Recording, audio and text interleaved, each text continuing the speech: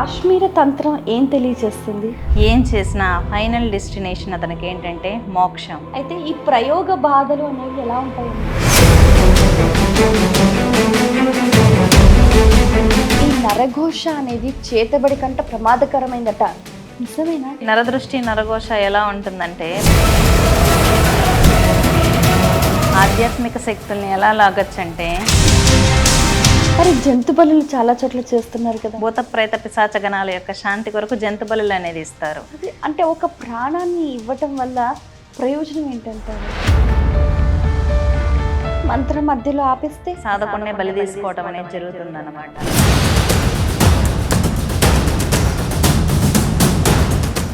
నమస్కారం.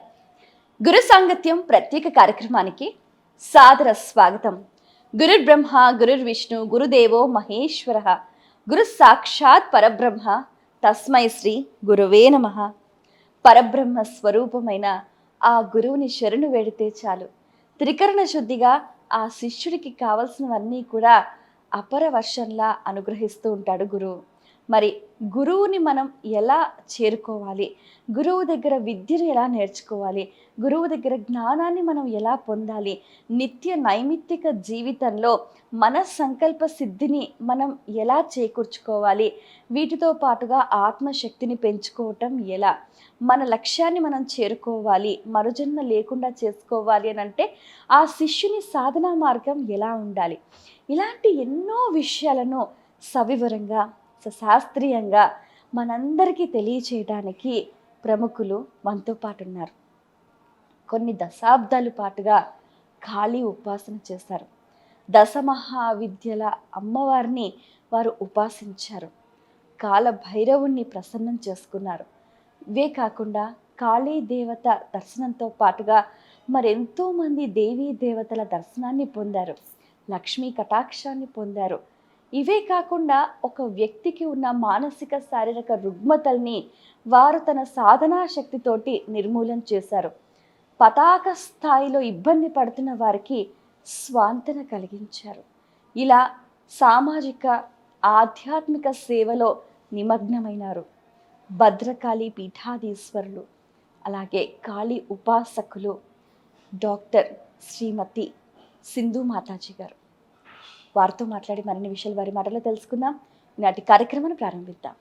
నమస్కారం అమ్మ. నమస్తే అమ్మ. అమ్మ, మీ సాంగత్యంలో కొద్దిగా పరిజ్ఞానానికి సంబంధించిన విషయాలు తెలుసుకునే అవకాశం దొరికినందుకు చాలా సంతోషంగా ఉంది.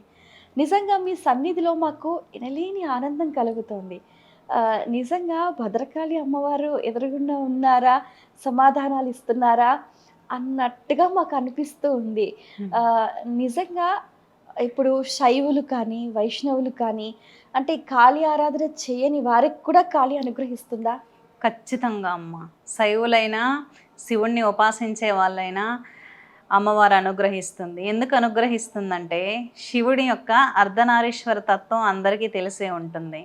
ఆ పరమాత్మ స్థితి ఏంటంటే శక్తి శివుడు రెండూ కలిసి ఉండేదే మూలం, సృష్టికి మూలం అని మనం చూసాం. అర్ధనారీశ్వర తత్వం అంటే ఏంటి? శివుని యొక్క ఎడమ భాగమే శక్తి. శక్తిని ఉపాసన చేసిన వాళ్ళకైనా శివుని అనుగ్రహం ఉంటుంది. శివుణ్ణి ఉపాసన చేసిన వాళ్ళకైనా శక్తి అనుగ్రహం ఉంటుంది.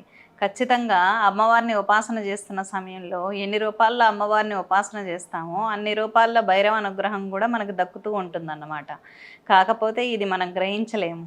విష్ణు ఉపాసన చేసినా కూడా అమ్మవారి అనుగ్రహం దక్కుతుంది. ఎందుకంటే కృష్ణుడి యొక్క స్త్రీ రూపమే కాళీ కాబట్టి, కాళీ యొక్క పురుష రూపమే కృష్ణుడు కాబట్టి విష్ణుతత్వానికి శక్తి తత్వానికి పెద్దగా తేడా ఉండదు. కాబట్టి అమ్మవారి చెల్లెలు అంటాం కాబట్టి స్వామివారికి ఇద్దరిది ఒకే తత్వం. అందరికీ ఒక డౌట్ ఏంటంటే భైరవుడిని ఆరాధించిన వారికి భైరవుడు రక్షకుడుగా నిలుస్తాడా? ఖచ్చితంగా అమ్మ. ఎందుకంటే కాశీలో క్షేత్రపాలకుడు ఎవరు? కాలభైరవుడు. ఉజ్జయినిలో కాలభైరవుడు. అష్టాదశ శక్తిపీఠాల్లో అమ్మవారిని రక్షించేది, ఆ క్షేత్రాన్ని పాలించేది కాలభైరవ స్వరూపాలే కాబట్టి కాలభైరవుడి యొక్క కర్తవ్యం ఏమంటే శక్తిని రక్షించేవాడు అన్నమాట. శక్తిని రక్షించేవాడు కాబట్టి కాలభైరవుడు అయ్యాడు. ఎప్పుడైనా శక్తి ఉపాసన చేయాలంటే భైరవుణ్ణి మొట్టమొదటిగా ప్రసన్నం చేసుకోవాల్సి ఉంటుంది. భైరవుణ్ణి ప్రసన్నం చేసుకుంటే శక్తి యొక్క మంత్రాలు సిద్ధి పొందడం చాలా సులభం అవుతుంది. చాలా బాగుంది. అమ్మ, మనం చూస్తే ఇటీవలి కాలంలో చాలామంది కూడా రకరకాల మానసిక రుగ్మతలతోటి సతమతం అవుతూ ఉంటారు. తీవ్రంగా తనువు చాలించుకోవాలి, సూసైడ్ చేసుకోవాలి అన్నంత స్థాయికి వెళ్ళిపోతూ ఉంటారు. అటువంటి వారికి ఏ సాధన ద్వారా వారి ప్రాణాలు రక్షించబడతాయంటారు?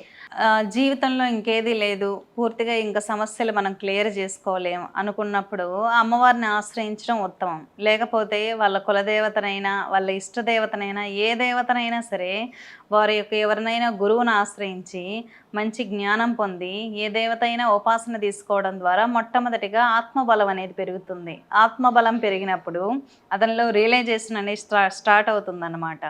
మామూలుగా బుద్ధి స్థిరత్వం ఎక్కువగా ఉంటుంది మంత్రజపం చేసే వాళ్ళకి. ఎక్కువగా ఎదుటి వ్యక్తుల్ని వాళ్ళే మోటివేట్ చేయగలుగుతారు. ఎప్పుడైతే నెగిటివ్ ఎనర్జీ, నెగిటివ్ థాట్స్ అనేది మనిషిలో పెరిగిపోతాయో అటువంటి వ్యక్తులకు ఏమవుతుందంటే మానసిక దుర్బలత, ఈ విధంగా వెంటనే ఏదైనా సమస్య వచ్చినప్పుడు సూసైడ్స్ చేసుకోవడం ఇటువంటివి జరుగుతాయి. కానీ సూసైడ్స్ చేసుకోవడం అనేది చేసుకున్నప్పుడే అసలు సమస్య అనేది అక్కడ మనిషికి స్టార్ట్ అవుతుందన్నమాట. ఎప్పుడైతే భగవంతుడు 100 సంవత్సరాల ఆయుష్ ఉన్నప్పుడు 50 సంవత్సరాలకే అతను సూసైడ్ చేసుకోవడం అనేది చేసుకుంటాడో, ఎంతవరకు అయితే ఆయుష్ ఉందో అంతవరకు అతను ప్రయత్నాత్మకంగా సంచరించవలసి ఉంటుంది. మన హిందూ ధర్మంలో ఏంటంటే సూసైడ్ చేసుకున్న వాళ్ళకి పిండ ప్రదానం చేయడం అనేది జరగదు. వాళ్ళకి నారాయణ బలి ఇవ్వడం అనేది జరుగుతుంది. అంటే ఆత్మకి ఉన్నత దారులు కలిగించడం కోసం నారాయణ బలి కార్యక్రమం అనేది చేస్తారు.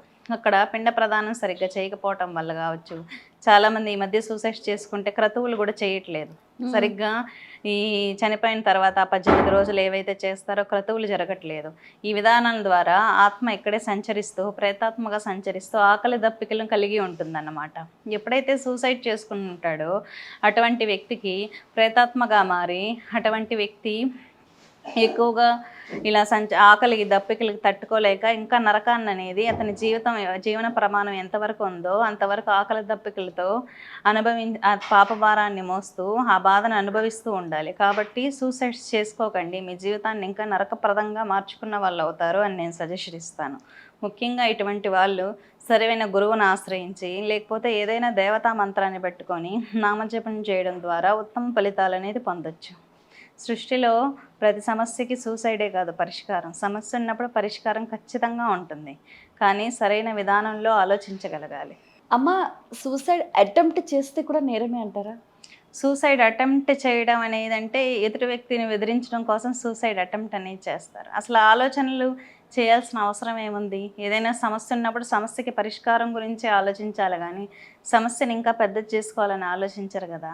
ఈ మరణ భయం, మృత్యు భయం ఎలా ఉంటుంది? మరణ భయం, మృత్యు భయం అంటే ఎక్కువగా దైవారాధన చేయనటువంటి వాళ్ళు, మానసికమైనటువంటి స్థిరత్వం లేనటువంటి వాళ్ళు, ఎదుటి వ్యక్తి మీద భక్తి నమ్మకం అనేది లేనటువంటి వాళ్ళు ఈ మరణ భయానికి లోనవుతూ ఉంటారు. అటువంటి వ్యక్తులు ఏదైనా దేవతని, దుర్గాదేవిని ఆరాధించడం ద్వారా ధైర్యం ప్రసాదిస్తుంది. హనుమాన్ చాలీసా పారాయణం ద్వారా స్వామివారు శ్రీ ఆంజనేయ స్వామి రుద్రస్వరూపమైన హనుమంతుడు ధైర్యాన్ని ప్రసాదిస్తాడు. ఈ మరణ భయం గురించి చివరి క్షణాల్లో ఉంటుంది, దాన్ని భైరవ యాతన అంటారు. అంతవరకు ఆలోచించాల్సిన అవసరం లేదు. ఏదైనా ఉపాసన చేసినప్పుడు, భైరవుణ్ణి ఆరాధించినప్పుడు ఆ భైరవ యాతన నుంచి మనిషికి విముక్తి అనేది కలుగుతుందన్నమాట. కాబట్టి మరణ భయము, భైరవ యాతన అనేది అనుభవించకుండా ఉండాలి అంటే ముఖ్యంగా అతను భైరవుణ్ణి ఆరాధించడం ఉత్తమం. ఎందుకంటే రుద్రుడు, కాళీ అనేవాళ్ళు లయకారకులు కాబట్టి ఆ పరాశక్తి రుద్రభూమిలో ఆత్మలను సంరక్షిస్తూ ఉంటుంది కాబట్టి, వారికి భోజనం పెడుతుంది కాబట్టి అమ్మవారిని ప్రసన్నం చేసుకోవడం ద్వారా ఇటువంటి మరణ భయాల నుంచి ఎక్కువగా బయటపడచ్చు. రమణ మహర్షి గారి జీవితంలో వారు 16 సంవత్సరాలు ఉన్నప్పుడు వారు మృత్యు అనుభవాన్ని చవి చూశారు. అంటే ఎన్లైటన్మెంట్ ఆఫ్టర్ నో డెత్ అని అంటూ ఉంటారు. దీన్ని ఎలా అర్థం చేసుకోవాలి? అమ్మ, ధ్యాన స్థితిలో ఉన్నప్పుడు శరీరంలో నుంచి ఆత్మ బయట వచ్చే స్థితిని వాళ్ళు అనుభవించగలుగుతారు. ధ్యాన స్థితిలో ఉన్న, మంత్ర సాధనల్లో ఉన్న, గురు పరంపరల్లో ఉన్న, శరీరంలో నుంచి ఆత్మ వేరవడాన్ని వాళ్ళు గమనించగలుగుతారు. అది వాళ్ళ మానసికంగా కంట్రోల్ చేసుకోగలుగుతారు. అంటే మరణం మీద కంట్రోల్ ఎవరికి వస్తుంది? సిద్ధ గురువులకు వస్తుంది. మంత్రసిద్ధి కలిగిన వ్యక్తులకి వాళ్ళకు కంట్రోల్కి వస్తుంది అనమాట. ధ్యాన స్థితిలో ఉన్నత స్థితికి చేరుకున్న వాళ్ళకు కూడా ఇది అవగతం అవుతుంది. కాబట్టి వారి యొక్క మరణ భయం కానీ, మరణం మీద కంట్రోల్నెస్ కానీ, ఆ శరీరంలో నుంచి ఆత్మ విడిపోవటానికి కానీ చెప్పలేనిది. అది ఎక్స్పీరియన్స్, అనుభవం అవ్వాలన్నమాట. ఎవరికైతే అనుభవం అవుతుందో ఈ విషయము, వారికి అది చిన్న విషయం అవుతుంది. ఓకే. అమ్మ, ఈ శత్రు బాధల నుంచి బయటపడాలి అని అంటే ఎటువంటి సాధన చేయాలంటారు?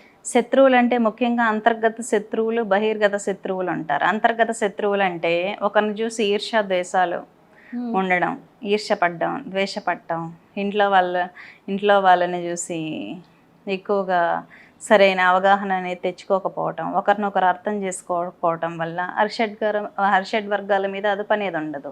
మొట్టమొదటగా ఒక మనిషి మంత్రజపం తీసుకొని జపం చేయడం ద్వారా అతనిలోని అంతర్గత శత్రువులు బయటకు వెళ్ళిపోతాయి. అంటే మోహం మీద, కామం మీద, దుఃఖం మీద, ఈర్ష్యాదసూయ ద్వేషాల మీద అతనికి కంట్రోల్ అనేది వస్తుందన్నమాట. అతని కోపం మీద అతనికి కంట్రోల్ వస్తుంది. మొట్టమొదటిగా అమ్మవారి మంత్ర ఉపాసన చేసినప్పుడు ప్రతి వ్యక్తికి అంతర్గత శత్రువులు అనేది నాశనం అవుతారు.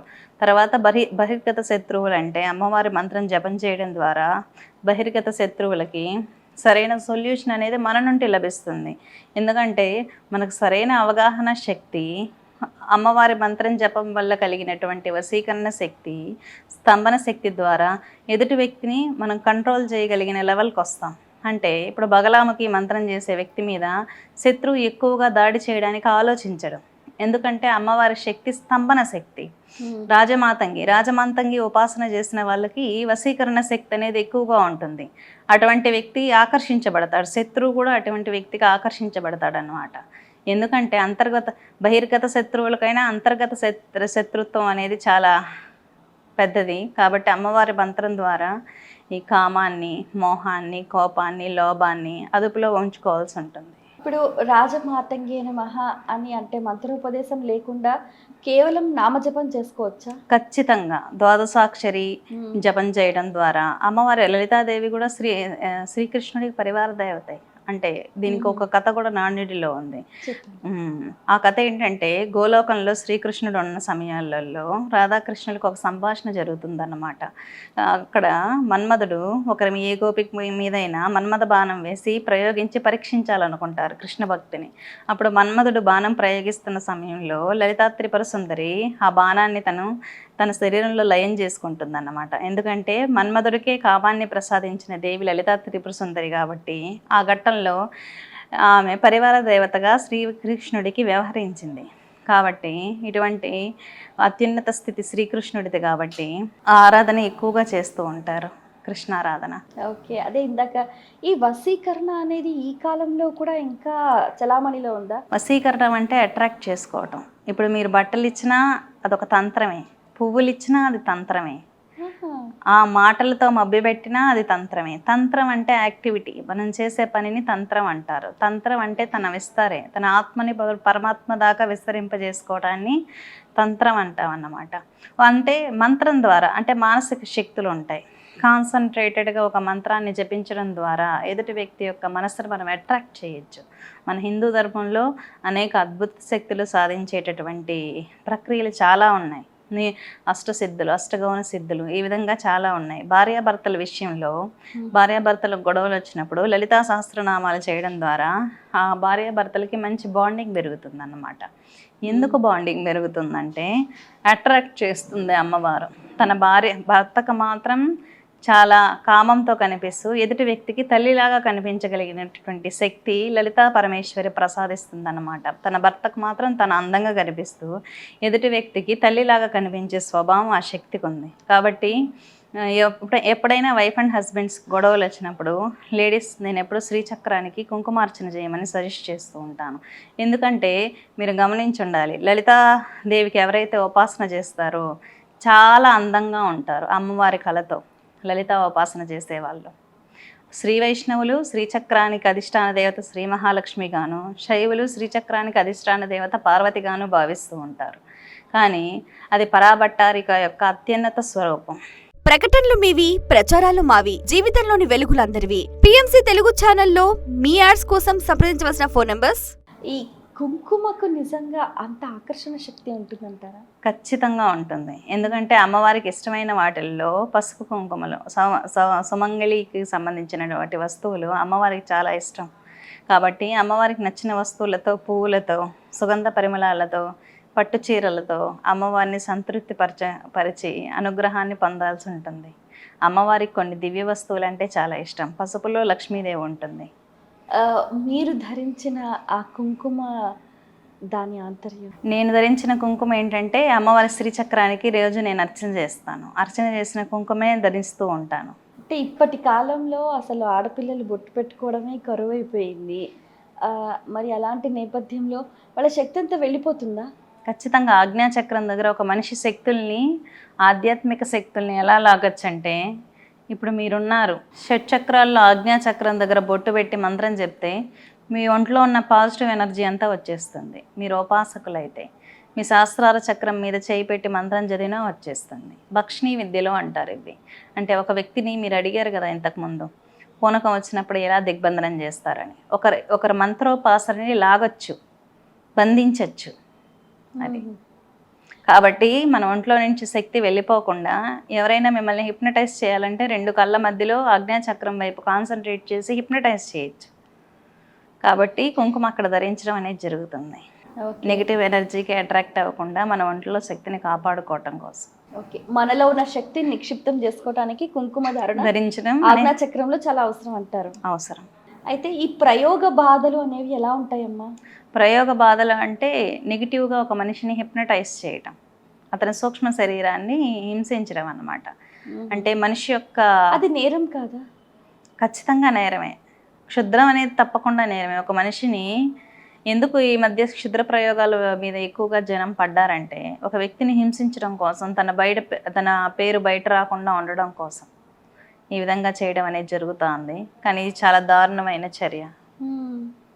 అలా చేస్తే ఖచ్చితంగా అప్పటికి కొంత పని అవ్వచ్చేమో, తర్వాత అమ్మవారిని తప్పుగా ఉపయోగించినందుకు తగిన శిక్ష అతను అనుభవిస్తాడు. అంటే ఇప్పుడు ఒక వ్యక్తి తాను ప్రయోగ బాధకు గురయ్యాడు అని తనకి ఎలా తెలుస్తుంది? ప్రయోగ బాధకు గురయ్యాడని మొట్టమొదటిగా ఏం జరుగుతుందంటే, ఫస్ట్ లక్ష్మీదేవి ఇంటికి డబ్బు రావటం, అతని పాకెట్లో డబ్బు ఉండడం ఆగిపోతుంది. ఎంత ప్రయత్నించినా అతను బిజినెస్ చేసే వ్యక్తి అయితే బిజినెస్లో ముందుకెళ్ళలేడు. ఆఫీస్లో అయితే ఎక్కువగా హెరాస్మెంట్స్కి గురయ్యి జాబ్ ఆపాల్సిన పరిస్థితి ఉంటుంది. ఆడవాళ్ళకైతే వెంటనే ఆరోగ్యం అనేది దెబ్బతింటుందన్నమాట. అందుకే ఎప్పుడు ఇంటి ముందర తులసి, ఇంట్లో దీపం పెట్టమని చెప్తూ ఉంటాం. ఎందుకంటే ప్రయోగ బాధలు ఉన్నప్పుడు ఇంటి ముందర తులసి ఉండడం ద్వారా మన ఇంటి మీద ప్రయోగం జరిగిందా లేదా అని చెప్పి తెలుసుకోవచ్చు. ఎప్పుడైనా ఇంటి మీద, మనిషి మీద ప్రయోగం జరిగినప్పుడు ఇంటి మీద తులసి వాడిపోతూ ఉంటుంది. కాబట్టి అటువంటి ప్రయోగ బాధల నుంచి ఎటువంటి స్థితిలో ఉన్నామో సూచించేది తులసి చెట్టు. అందుకే ప్రతి ఇంటి ముందు తులసి ఉండాలని సూచిస్తూ ఉంటాం. ఈ ప్రయోగ బాధలు జరిగిన వ్యక్తి క్షీణించిపోతూ ఉంటాడు, మొహంలో తేజస్సు తగ్గుతూ ఉంటుంది. హెల్త్ సమస్యలు వచ్చినప్పుడు ఎన్ని హాస్పిటల్స్ తిరిగినా మెడిసిన్స్ కూడా శరీరం రియాక్ట్ అవ్వదన్నమాట. మెడిసిన్స్కి సహకరించినప్పుడు గుడికి వెళ్ళమని సలహా ఇస్తూ ఉంటాను. గుడికి వెళ్ళినప్పుడు ఏదైనా రికవరీ అవుతుంది, మనసు బాగుంది, శరీరం బాగుంది అనిపిస్తే యజ్ఞయాగాలు జరిపించుకోవడం ద్వారా అతను రికవరీ అవ్వచ్చు. ఒక సిద్ధ గురువు ద్వారా, లేకపోతే మంచిగా ఉపాసన చేసినటువంటి బ్రాహ్మణుల ద్వారా యజ్ఞం నిర్వహించుకోవడం వల్ల ఎదుటి వ్యక్తి సమస్యలు అనేది తగ్గుతాయి. ఒక సిద్ధ గురువు కానీ బాగా మంచిగా ఉపాసన చేసి, గాయత్రి చేసి, సూర్య నమస్కారాలు చేసి, తన క్రతువులు బాగా పాటించేటువంటి వ్యక్తులు యజ్ఞాలు నిర్వహించడం ద్వారా ఎదుటి వ్యక్తికి వెంటనే క్యూర్ అవుతుంది. అమ్మ, ఈ మధ్య కాలంలో మనం చూస్తే ఈ వెస్టర్నైజేషన్ కల్చర్, గ్లోబలైజేషన్లో చాలామంది కూడా వ్యసనాల బారిన పడుతున్నారు. అమ్మాయిలు, అబ్బాయిలు, చిన్న పిల్లలు, అంటే వయస్సుతో తారతమ్యం లేకుండా ఈ వ్యసనాల బారిన పడిన వారు అందులో నుంచి బయటికి రావాలి అని అంటే ఎటువంటి సాధన చేయొచ్చు అంటారు?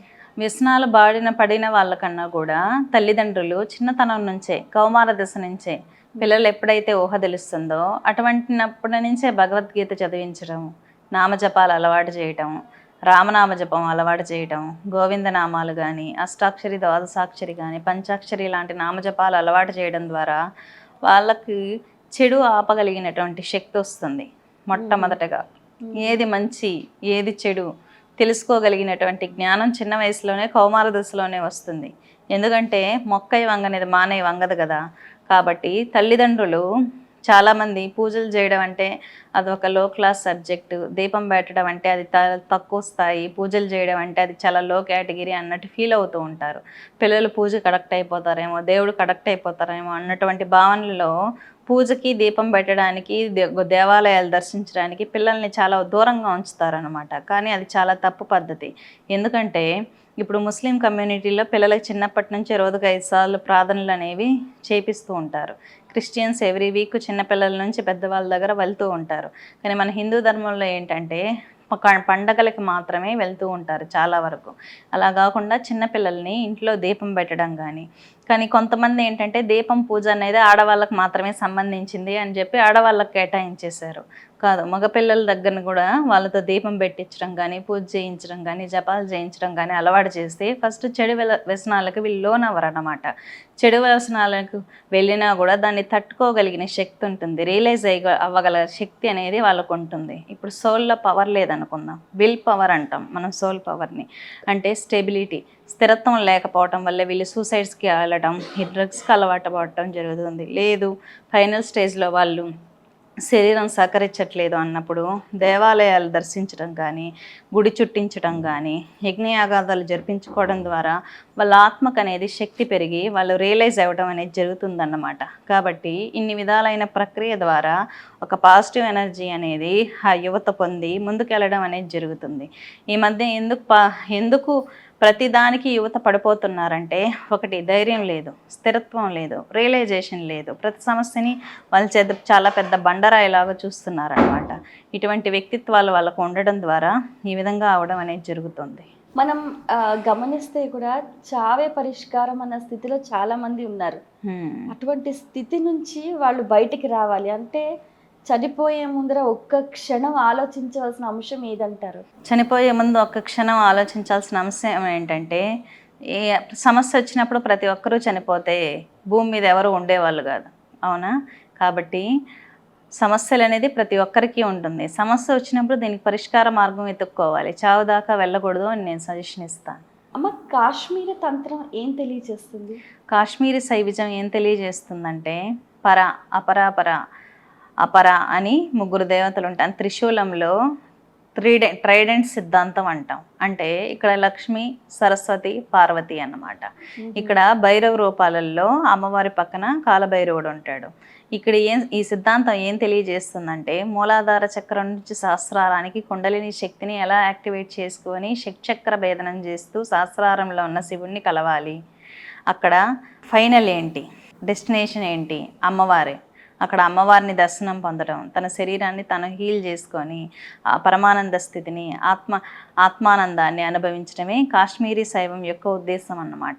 అనేక తంత్రాలు, బృహన్నిలా తంత్రం కావచ్చు, రుద్రయామల తంత్రం కావచ్చు, అనేక తంత్రాలు, అనేక ధ్యాన సాధనలు, హఠయోగాలు అన్నీ చెప్పేది ఏంటంటే, ఒక ఇంటికి 10 దారులు ఉంటే ఎలా ఉంటాయో ఫైనల్ డెస్టినేషన్కి అన్ని మార్గాలు. బ్రహ్మచర్యం తీసుకున్న, దక్షిణాచారంలో పూజలు చేసిన, వామాచారంలో పూజలు చేసిన, కౌళంలో పూజలు చేసిన, యోగా చేసిన, నిరాకారాల సాధనలు చేసిన, ఏం చేసినా ఫైనల్ డెస్టినేషన్ అతనికి ఏంటంటే మోక్షం. శరీరం నుండి వెలువడిన ఆత్మ పరమాత్మలో లయమైపోవటమే, పరమానంద స్థితిని పొందటమే, మరి జన్మలేనిటువంటి స్థితిని ఏర్పరచుకోవటమే దాని యొక్క ఉద్దేశం అన్నమాట. కాకపోతే అతని తత్వాన్ని బట్టి అతని ఆచారాన్ని అనేది పాటించడం జరుగుతుంది. ఏ తంత్రాన్నైనా మోక్షం కొరకు మాత్రమే. మోక్షానికి వెళ్ళే దారిలో అనేక శక్తులు అతని నుంచి ఉద్భవించవచ్చు, కానీ వాటిని చాలా చిన్నవిగా భావించి వదిలిపెట్టాల్సి ఉంటుంది. శక్తుల మాయలో పడినప్పుడు ఫైనల్ డెస్టినేషన్కి అతను వెళ్ళలేడు. అది ఈ తంత్ర సాధన చేసే వాళ్ళకు అంటే చాలామంది భౌతికంగా దూరంగా ఉంటారు. అమ్మో, వాళ్ళ వల్ల మనకి ఏమైనా ఇబ్బందులు కలుగుతాయా అని. అలాగే మరి నిత్య జీవితంలో కాళీ, బగలాముఖి, మీరు ఇప్పుడు చెప్పిన దశమహావిద్యల ఆరాధన చేస్తున్నప్పుడు అంటే మిగతా వాళ్ళకు మనం ఎలాంటి అవేర్నెస్ కలిగించాలంటారు? దశమహావిద్యల ఆరాధన వల్ల ఏమవుతుందంటే వెంటనే శక్తులు ఉద్భవిస్తాయి. కలియుగంలో ఏంటంటే, ఇప్పుడు గాయత్రి ఉపాసన చేసిన వాళ్ళు పొలిమేరలు దాటకూడదు. నిజానికి పొలిమేరలు దాటకుండా ఎంతమంది ఉన్నారో, దేశకాలమాన పరిస్థితుల ప్రకారం మామూలుగా కలియుగంలో తొందరగా సిద్ధించేది చండి, వినాయకుడు, హనుమాన్ సాధనలు. ఈ 3 సాధనలు కలియుగంలో తొందరగా సిద్ధిస్తాయి. నామజపాలు తొందరగా సిద్ధిస్తాయి. కలియుగ ధర్మానుసారం ఏ దేవత ఉపాసన చేస్తే మంచిదంటే ఉగ్రదేవత ఉపాసనలు తొందరగా సిద్ధిస్తాయి. ఎందుకంటే ఇప్పుడు ఎయిర్ పొల్యూషన్, భోజనము పొల్యూషన్, మనుషులు పొల్యూట్ అయిపోయారు, ఆలోచనలు పొల్యూట్ అయిపోయి ఇంత నెగిటివ్గా నీటిని భేదించాలంటే ఎంత శక్తి కావాలి? తీవ్రమైన శక్తి అవసరమా లేదా? కాబట్టి అన్ని దేవుళ్ళు మంచివే, అన్ని తత్వాలు మంచివే. మన అవసరాన్ని బట్టి ఇప్పుడు మెడికల్ షాప్లో మందులన్నీ మంచివే, మనకి ఏ మందు కావాలో అది చూసి చేసుకోవాలి కదా. అటువంటిది దేవతా ఉపాసన కూడా. ఈ బృహన్నల తంత్రం అంటే ఏంటమ్మా? ఇందాక మీరు సెలవిచ్చారు. బృహన్నల తంత్రం అంటే కౌలాచారానికి సంబంధించినటువంటి విషయం.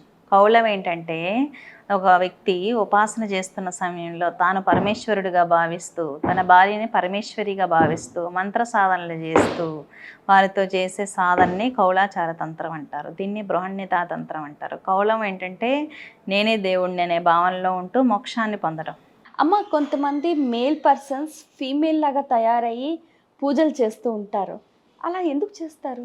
ఎందుకంటే వాళ్ళ శక్తే పర్మనెంట్ అనుకుంటారు. అంటే శాక్తేయం అంటే శక్తి. ఇప్పుడు మనం ఒకరిని ఇంప్రెస్ చేయాలనుకోండి, వాళ్ళకి నచ్చినవి చేస్తామా?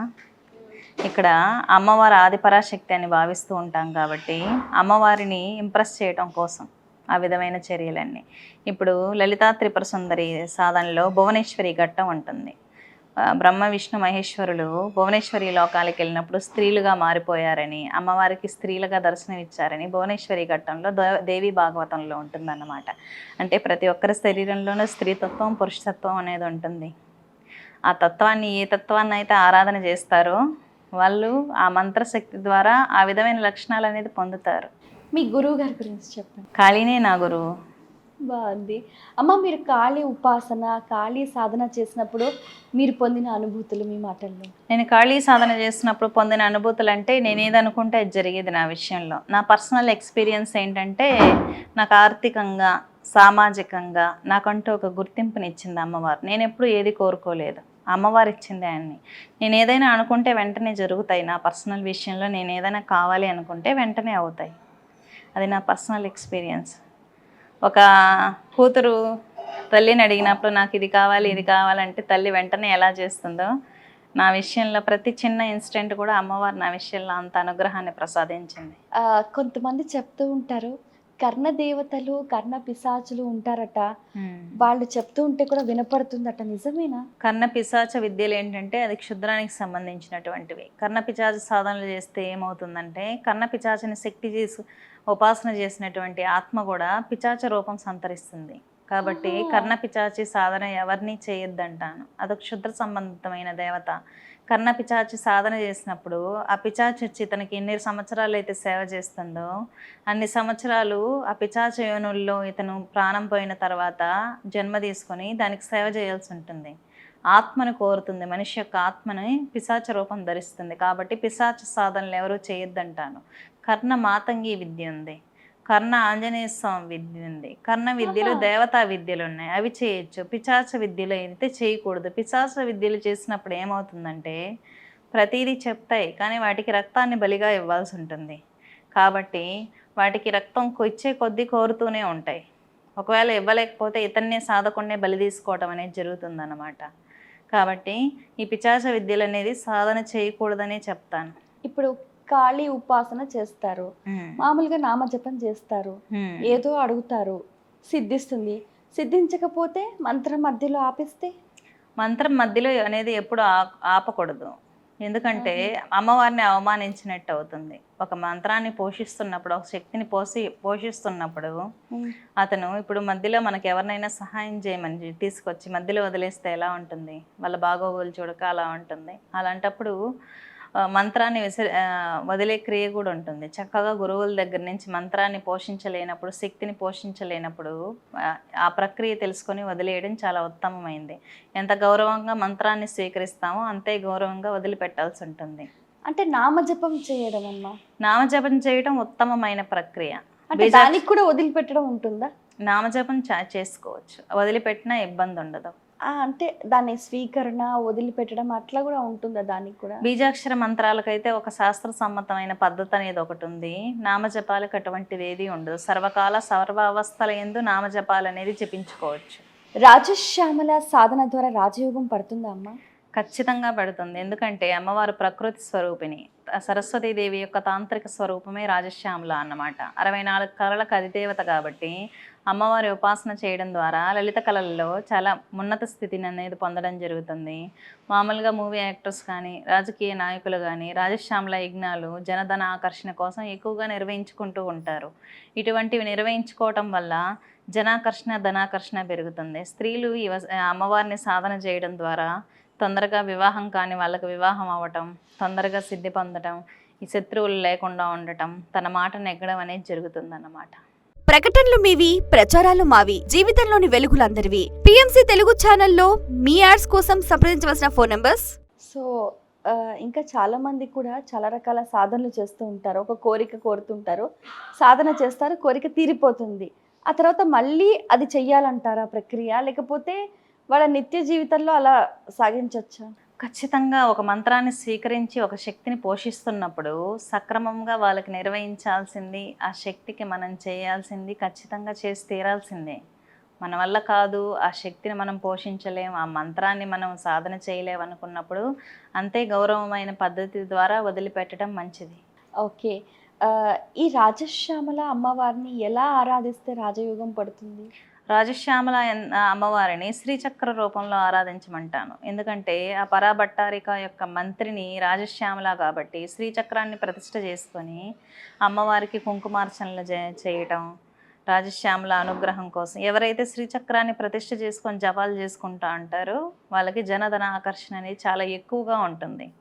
జనాన్ని ఎక్కువగా ఆకర్షించగలుగుతుంది శ్రీచక్రోపాసన చేయమంటాను. రాజశ్యామలకి ప్రత్యేకంగా చేయకుండా శ్రీచక్రంలోనే రాజశ్యామల ఆరాధన చేయమంటాను. ఇప్పుడు ఈ శ్రీచక్రం కూడా అంటే ఏమైనా ఎక్కడంటే అక్కడ శ్రీచక్రం వేసేసి మనం పూజ చేసేసుకోవచ్చా, లేకపోతే దానికి ఏమైనా పర్టికులర్ నియమాలు ఏమైనా ఉన్నాయా? ఖచ్చితంగా. ఇప్పుడు శ్రీచక్రాన్ని ఆరాధించడంలో భూప్రస్థారం, మేరు ప్రస్థారం అంటారు. మేరు ప్రస్థారం పెట్టినప్పుడు ఏంటంటే పెద్దగా పెట్టుకోకూడదు. ఎందుకంటే ఒక ట్రాన్స్ఫార్మర్ని మనకి ఎంత శక్తి అవసరమో అంత తక్కువ విగ్రహాన్ని తెచ్చి ఇంట్లో పెట్టుకొని శ్రీచక్ర యంత్రాన్ని అర్చించవలసి ఉంటుంది ప్రతినిత్యం. చాలా పెద్దగా పెడితే మనం పోషించకపోతే ఇబ్బందులకు అనేది గురవడం జరుగుతుంది. శ్రీచక్రాన్ని ఇంట్లో పెట్టి పూజ చేయడం అనేది గురుముఖంగా తీసుకుంటే చాలా ఉత్తమం. అమ్మ, ఈ నరఘోష అనేది చేతబడి కంటే ప్రమాదకరమైందట, నిజమేనా? అంటే నరదృష్టి, నరఘోష ఎలా ఉంటుందంటే మన చిన్నపిల్లల్ని మనం ఆడిస్తూ ఉన్నప్పుడు బాగా ముద్దుగా రెడీ చేస్తాం కదా, వాళ్ళని 10 మంది చూసినా కొంతసేపులో పిల్లాడు ఇరిటేషన్ ఫీల్ అవ్వటం, ఏడవటం, నిద్రపోకపోవటం మనం గమనిస్తూ ఉంటాం. మన తల్లులు మన చిన్నతనంలో ఇలాగే దిష్టి తీసేవాళ్ళు. ఎక్కడికైనా మన ఆడవాళ్ళు బాగా రెడీ అయ్యి బయట వెళ్ళి వచ్చినప్పుడు కొంచెం బాడీ పెయిన్స్ వస్తాయి, కాళ్ళు తలనొప్పి రావటం, కాళ్ళు చేతులు నొప్పులు రావటం, ఇవంటే ఏంటంటే నెగిటివ్ ఫోర్స్ వల్ల అన్నమాట. ఈ అమ్మాయి అందంగా ఉంది, లక్షణంగా ఉంది అని అనుకునే విధానం వేరు, ఎంత బాగుందో ఇలా ఎందుకు ఉంది నేను లేను అనుకోవడం నరదృష్టి, నరఘోష. ఇలా 10 మంది ఫోకస్డ్గా చూడటం వల్ల వాడి చెదృష్టి మనకు ఆరాన్ని డిస్టర్బ్ చేస్తుంది. ప్రతి మనిషికి శక్తి శరీరం అనేది ఒకటి ఉంటుంది. ఆ శక్తి శరీరం డిస్టర్బ్ అయిందనుకోండి మనం సిక్ అవ్వడం జరుగుతుంది. ఎప్పుడు కానీ గర్భగుడుల్లో దేవతల్ని టచ్ చేయడానికి అనుమతించరు. ఎందుకు అనుమతించరు అంటే మనలో ఉన్న ఆరా వల్ల అక్కడ శక్తి అనేది డిస్టర్బ్ అయిపోతుంది. అందుకే గర్భగుడిలోకి అందరినీ అనుమతించరు.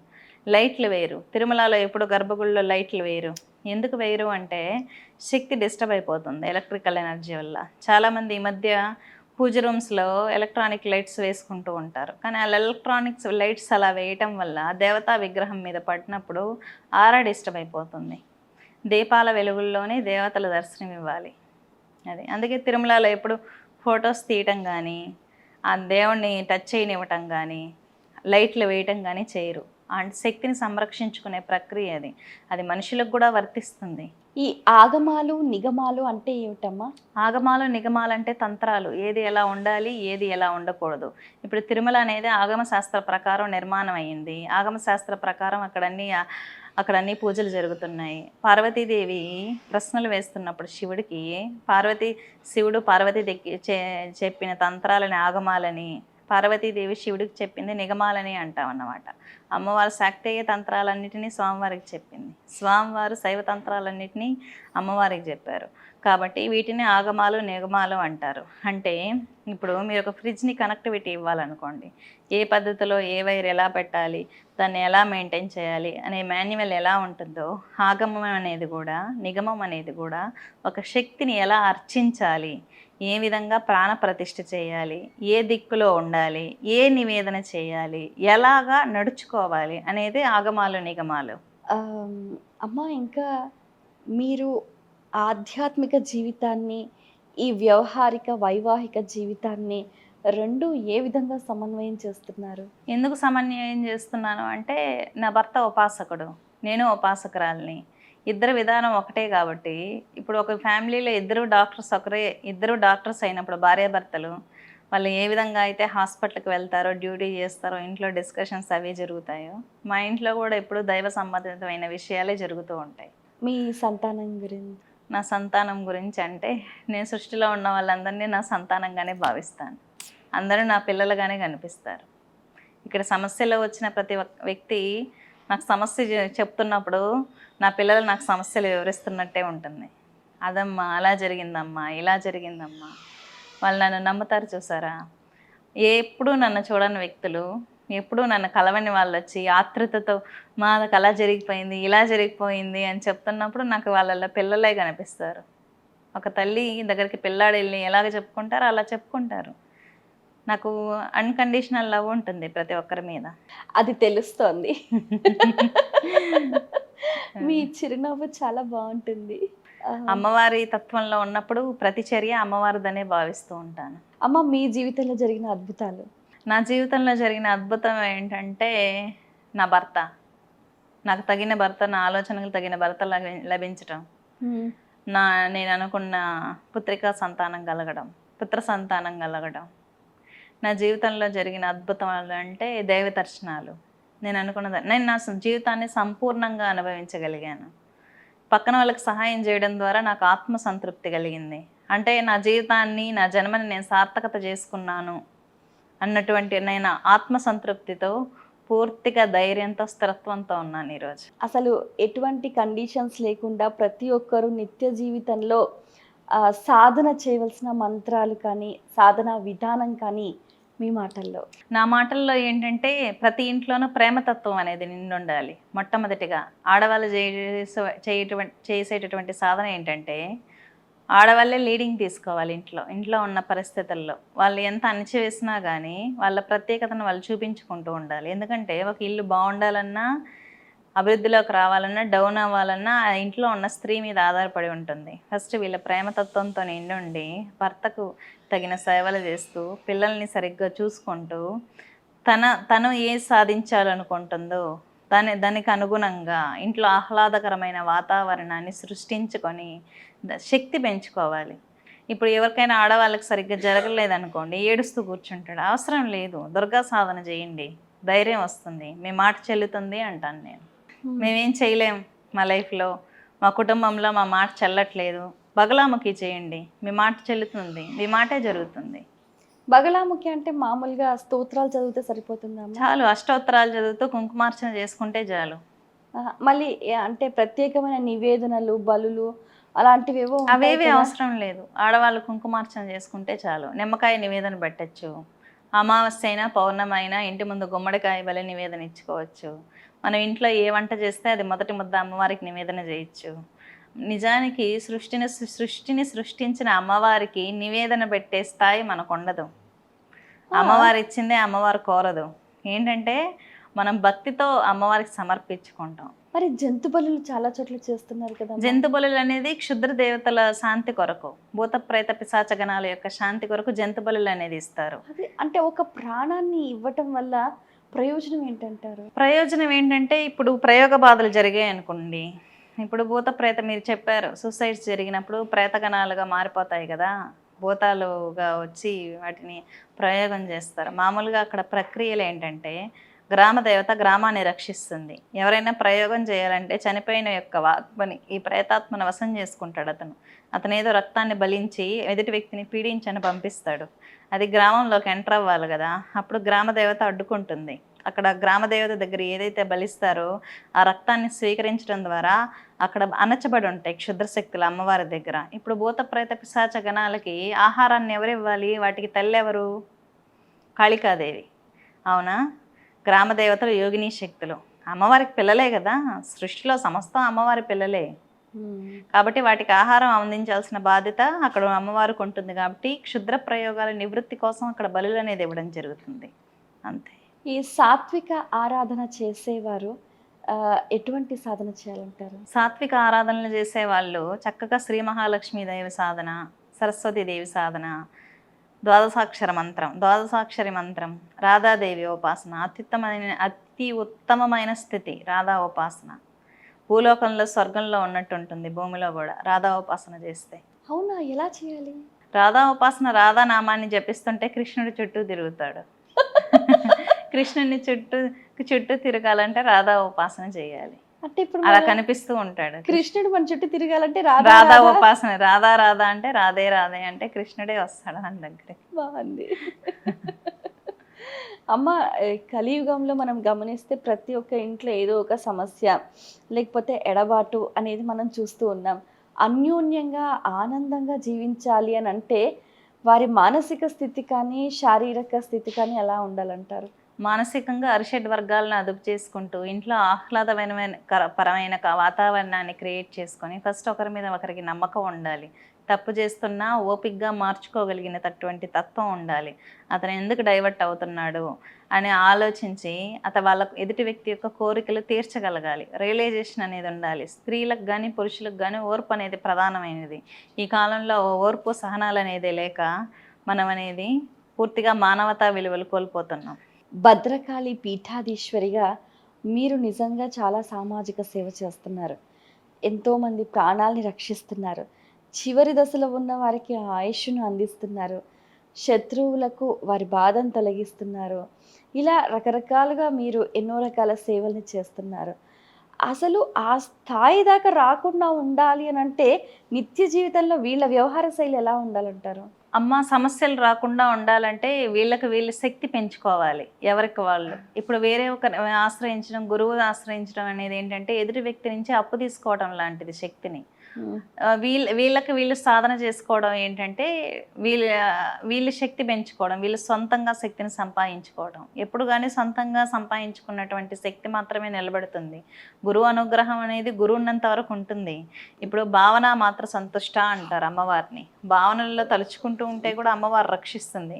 కాకపోతే మన భావన ఎప్పుడైతే చెదురుతుందో అప్పుడు దేవత కూడా మనల్ని రక్షించడం వదిలేస్తుంది అన్నమాట.